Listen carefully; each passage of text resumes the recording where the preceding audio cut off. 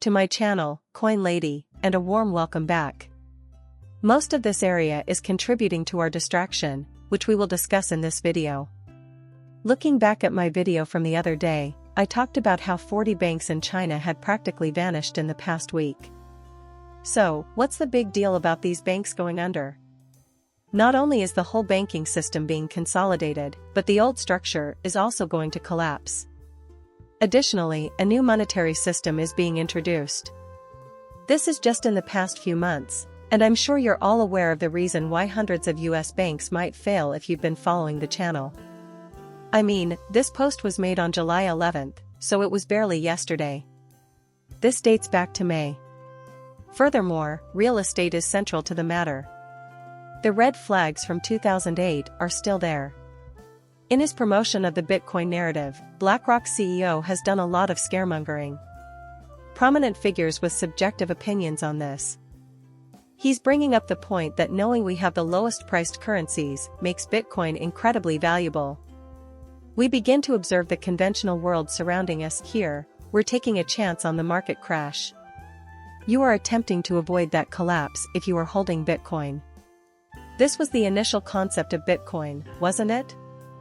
You should keep in mind that this is airing on CNBC, which is considered mainstream media.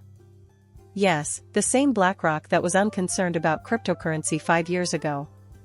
The 7 are making a push for cryptocurrency, but why now? Oh, that's because Larry has a brilliant mind, everyone can agree. He is well aware of the fact that Bitcoin provides an excellent means of evading the conventional wisdom. I mean, come on. Remember what I mentioned about Bitcoin? It is the largest retail sign-up out there. BlackRock is pushing Bitcoin because they make a ton of money off of customers trading the ETFs. At a time when Bitcoin's dominance is about to undergo a huge sell-off, we are witnessing Bitcoin being driven into the center of a cycle. Even after weeks of outlining, we are still within this range. By the way, we've been in this since April, all we're doing is waiting for it to give out. The current Bitcoin hype comes at a time when investors should be exploring all coins rather than just Bitcoin. After all, Bitcoin isn't going to magically increase your wealth. This has been detailed by me on several times. However, dominance is the most important factor to consider while analyzing Bitcoin. Nothing will sway my opinion till the market is no longer dependent on Bitcoin to move, as I stated on X, that Bitcoin is the largest PSYOP push to retail. The events that unfold next promise to be incredibly captivating. Indeed, the continued dominance of Bitcoin in this market means that we must continue to depend on it to influence market movements. Believe it or not, if we look back to 2014, we can observe that Bitcoin's dominance was still 26.2% lower in 2021 than it was in 2016. Its market dominance has declined by 45% since 2014, and that decline is happening even as we speak. This has not even begun to cover the time since creation. Also, compared to 2014, when it was at its peak in April, it is down 42.1%. Despite this, Bitcoin's market share is declining. A growing number of coins is available, that much is clear. As a result, Bitcoin's dominance will persist. We will be increasingly dependent on utility after laws enter the market and Bitcoin is no longer necessary. Aside from the fact that it serves as a store of value, what are the other compelling reasons to own Bitcoin? What's the real value here? It's an escape from the traditional system, which can only be preached so much and maintained for so long on those values. Additionally, when we consider BlackRock's ultimate objective, we must keep in mind that it is tokenization. They are cognizant of the fact that the conventional financial system is crumbling and that a new system is about to emerge. So, who are the lucky winners? Will Bitcoin be the currency used? No. When it comes to financial use cases, Bitcoin just can't handle the volume.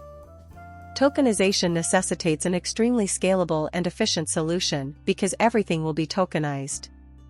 Because of its potential in these kinds of financial applications, I believe Bitcoin to be the greatest PSYOP of all time. And the reason behind it is that this market is dependent on it. However, when will we finally take a step back and ask, how much is Bitcoin really worth?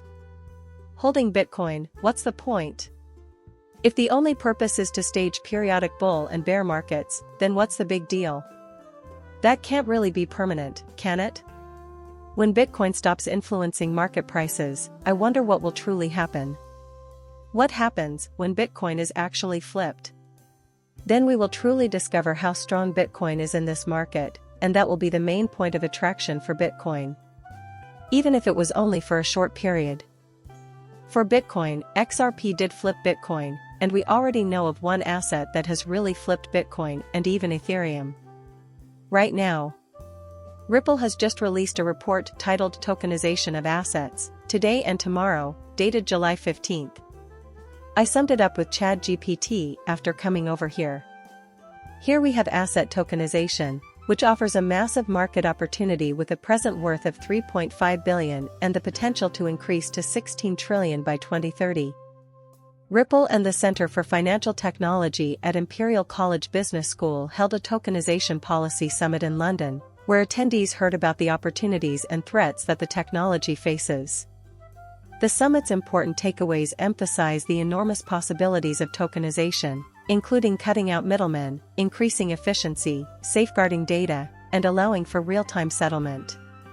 Use cases for tokenization include consumer loans, mortgages, property purchases, and improved capital flows for SMEs. Though these advantages exist, issues like insufficient liquidity, complicated tokenization procedures, a lack of dedicated vehicles, and the necessity for cross-chain protocols are preventing widespread adoption. Addressing these difficulties requires a strong regulatory framework that prioritizes collateralization value and ensures the smooth establishment of PASC. To overcome the substantial challenges given by regulatory heterogeneity among nations and deficiencies in digital asset governance, it is crucial to have public and private sector cooperation, better rules, and a better grasp of the advantages of tokenization. The United Kingdom is establishing a new standard for digital assets and crypto tokens in an effort to increase digital innovation and compete on a global scale. By streamlining financial transactions, tokenization has the ability to cut down on the yearly loss of 5 to 6% of global gross domestic product, GDP, due to system friction. Banks, established financial players, regulators, and ongoing education and cooperation are all necessary for it to reach its maximum potential. Keep in mind that the United Kingdom is now formally prepared to transition to a regulatory framework that includes tokenization and even cryptocurrency. However, within this comprehensive breakdown, we can observe Ripple's new financial framework, which is essentially their new system. Countries like the United Kingdom, the United Arab Emirates, and even Hong Kong and Japan are prepared to aggressively pursue crypto regulations. MiCA was a major issue in Europe. The goal, as I warned you before, is to increase tokenization worldwide, and that will speed up the push.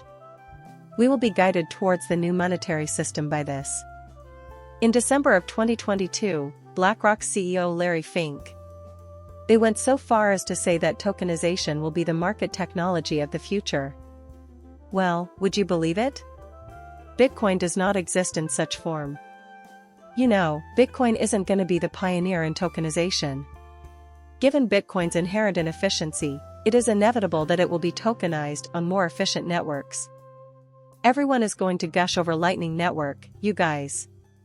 Bitcoin's efficiency is somewhat improved by this Layer 2 network. Keep in mind that the Lightning Network isn't only inefficient and prone to hacks and attacks, but it's also not consistent. Keep in mind that BlackRock brought attention to the SEC suing Ripple issue, and stick to the facts as you examine the situation in detail. The SEC's lawsuit against Ripple and its executives over XRP sales is an example that BlackRock has brought up. Bye for now, and please subscribe and like my channel.